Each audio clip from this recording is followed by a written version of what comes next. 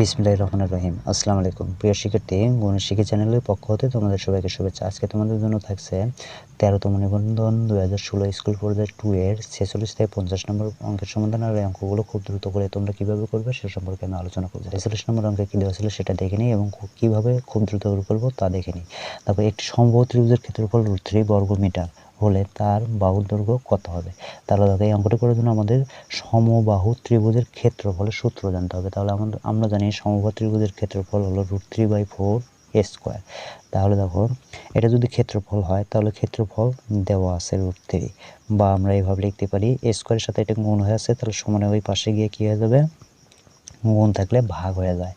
তাহলে দেখো √3 আছে, এই যে √3 সাথে ভাগ হয়ে যাবে। এটা ভাগ হয়ে গেলে পরে কি হয়, ভগ্নাংশ গুণন হয়ে উল্টে যায়। আসলো উপরে গেল 4, নিচে আসলো √3। √3 কে কেটে দাও, তাহলে দেখো বা শুধু এ লিখলাম এখানে, আর এখানে থাকলো কি তাহলে আমাদের 4, আর স্কোয়ারটাই এটা পার করে দাও। পার করে দিলে কি হয়ে গেল, 4-এর উপর বর্গমূল করলে কত হবে, 2 হবে। তাহলে এর মান কি, এ হলো এক বাহুর দৈর্ঘ্য। তাহলে এক বাহুর দৈর্ঘ্য কত হলো আমাদের 2 মিটার। 47 নম্বর অঙ্কে দেওয়া আছে 3/2 পাওয়ার x = 1। তাহলে দেখো এই অঙ্কটি আমরা করবো এভাবে, 3/2 পাওয়ার x সমান 1, বা 3/2 পাওয়ার x সমান, এখানে যা ভিত্তি সেই ভিত্তিটা লিখবা, লিখে এখানে 0 দিবা। তাহলে আমরা জানি ভিত্তির যে কোনো ভিত্তির উপরে পাওয়ার যদি 0 হয় তার মান কি হয়, 1 হয়। এই 1টা মিল করার জন্য আমরা এইভাবে ভিত্তি দিয়ে পাওয়ার 0 করলাম। তাহলে দেখো উভয় পক্ষ থেকে ভিত্তি তুলে দাও, তাহলে কি থাকলো, x = 0। তাহলে আমাদের x এর মানটা হবে ক। 48 নম্বর অঙ্ক দেখো x - 2 x² - 4 এবং x + 2 এর গসাগু নিচের কোনটি। তাহলে দেখো আমাদের প্রথম রাশি x - 2, দ্বিতীয় রাশিতে আছে x² 4। তাহলে এটাকে যদি আমরা ভেঙে লিখি, a এটা b পড়ো, তাহলে a² - b², তাহলে এখানে a² - b² সূত্র পড়ো, তাহলে a + b * a - b। তাহলে দেখো দ্বিতীয় রাশি আমাদের ভাঙানো শেষ। এবার তৃতীয় রাশিতে ছিল কি x + 2, এটাকে কোনো রকম ভাঙানো যায় না, এটাকেও ভাঙানো যায় না। তাহলে দেখো আমরা গসাগু মানে মনে রাখবা শুধু মিল, যে কটা রাশি পাবা সেই কটা রাশির মধ্যে শুধু মিল, অতএব গসাগু আমরা লিখতে পারি। দেখো এখানে x - 2 এই রাশিতে আছে, x - 2 এই রাশিতে নেই, তাহলে কোনো মিল নেই, তাহলে আমরা লিখতে পারবো না। তারপরে দেখো এখানে আছে x + 2, এখানে x + 2 প্রথম রাশিতে নেই, তাহলে কোনো মিল নেই, তাহলে আমরা লিখতে পারবো না। তাহলে কি লিখতে পারবো, দেখো প্রত্যেকটার সাথে 1, এখানেও 1, এখানে 1 গুণ করে দাও, তাহলে এখন কি থাকলো, দেখো 1 কিন্তু মিল আছে, তাহলে সেই হিসেবে আমরা কি লিখে দেবো, 1 লিখে দেবো। তাহলে আমাদের অ্যান্সার হবে খ নাম্বার। 49 নম্বর যাবত মোবাইলে 5 মিনিট কথা বলল, প্রতি মিনিটের মূল্য 1 টাকা 50 পয়সা এবং ভ্যাট 15% হলে মোট কত টাকা দিতে হবে, কত টাকা বিল দিতে হবে। তাহলে দেখো কত মিনিট বলছে, 5 মিনিট, তাহলে 1 মিনিটের মূল্য কত, 1.5 টাকা। তাহলে 1.5 টাকা মিনিট হলে 5 মিনিটের দাম কত, তাহলে 5 মিনিটের দাম তো আমরা আগে বের করে নিই। দেখো 0 5 5 25 5 5 1 5 আর 2 7, 1 ঘর 2 ঘর 1 ঘর 2 ঘর পর দশমিক। তাহলে দেখো আমাদের কত আসলো, 5 মিনিটের মূল্য 7 টাকা 50 পয়সা বা 7.5 টাকা। এবার ভ্যাট দেখো 100 টাকার মধ্যে ভ্যাট দেয় 15 টাকা, তাহলে 1 টাকার মধ্যে কি দিবে, কম, তাহলে এটাকে ভাগ করলে আমরা পাবো 0.15।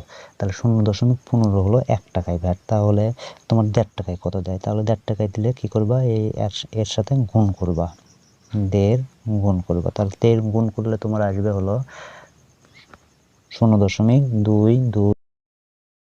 এটা হলো তোমার 1.5 টাকায় ভ্যাট। তাহলে 1 মিনিটে ভ্যাট যাচ্ছে এত, তাহলে 5 মিনিটে কত যাবে, 5 দ্বারা এটাকে গুণ করবে, 5 দ্বারা গুণ করলে তুমি পাবে হলো 1 টাকা 125 পয়সা। এটা দ্বারা গুণ করো, তাহলে 1 টাকা 125 পয়সা। তাহলে এটা হলো ভ্যাট দিলে তুমি 5 মিনিটে।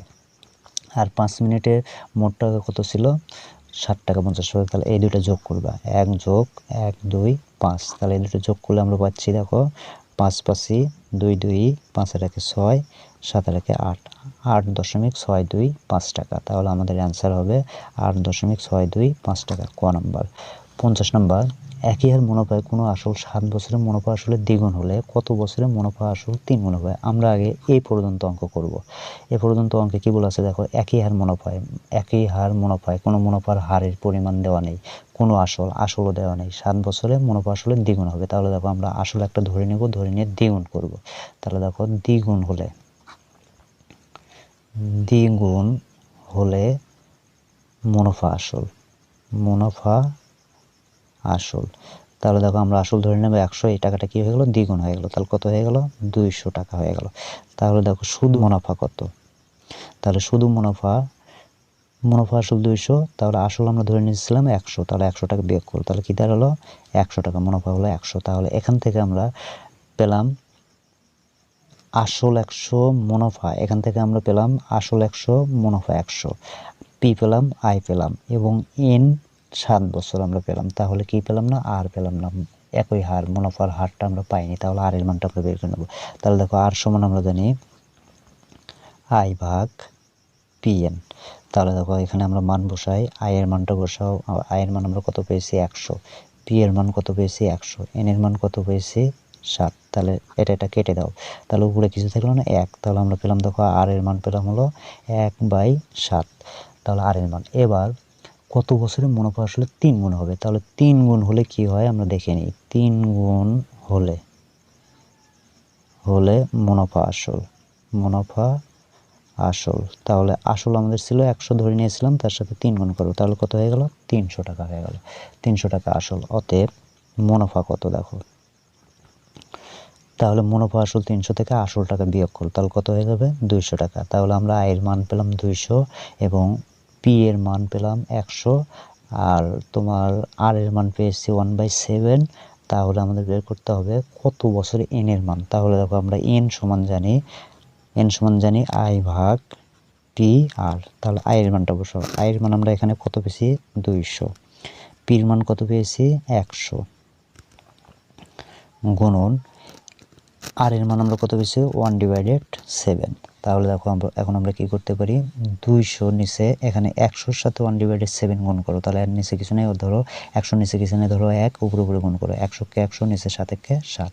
তাহলে দেখো 200-র সাথে 100 ভাগ 7 কি হয়ে আছে, ভাগ হয়ে আছে। তাহলে ভাগ থাকলে কি হয়, গুণন হয়ে উল্টে যায়, উপরে গেল 7, নিচে আসলো 100। তাহলে দেখো এটাকে যদি আমরা কাটাকাটি করি, 0 কেটে দাও, 2 গুণন 7 থাকলো, 2 গুণন। আচ্ছা, এখানে দেখো 200 ভাগ 100 ভাগ 7 হয়ে আছে। তাহলে 100 ভাগ 7-এর সাথে 200-র সাথে 100 ভাগ 7 কি হয়েছে, ভাগ হয়েছে। ভাগ হয়ে থাকলে কি হয়ে যাবে, গুণ হয়ে উল্টে যাবে। তাহলে দেখো 200 গুণন নিচেরটা কি হয়ে গেল, উপরে গেল, উপরেরটা নিচে আসলো, তাহলে উল্টে গেল। এখন 200-কে 100 দ্বারা ভাগ করলে আমরা পাবো 2, 2 দ্বারা 7-কে গুণ করো, তাহলে 7 দুগুণে 14। তাহলে দেখো আমাদের অ্যান্সার হবে 14 বছর, খ নাম্বারে। আজকে পর্যন্তই। আর এর পরবর্তীতে তোমাদের জন্য থাকছে 51 থেকে 55 নম্বর পর্যন্ত অঙ্কের সমাধান। আর অঙ্কগুলো দেখার জন্য অবশ্যই নোটিফিকেশন আইকনে ক্লিক দিয়ে রাখবে, যাতে ভিডিও চাইলে তোমরা পেয়ে যাবো। আর যারা এখনও সাবস্ক্রাইব করোনি তারা অবশ্যই চ্যানেলটি সাবস্ক্রাইব করে নেবে এবং বন্ধুদের মধ্যে শেয়ার দিয়ে দেবে। ধন্যবাদ, আসসালামু আলাইকুম।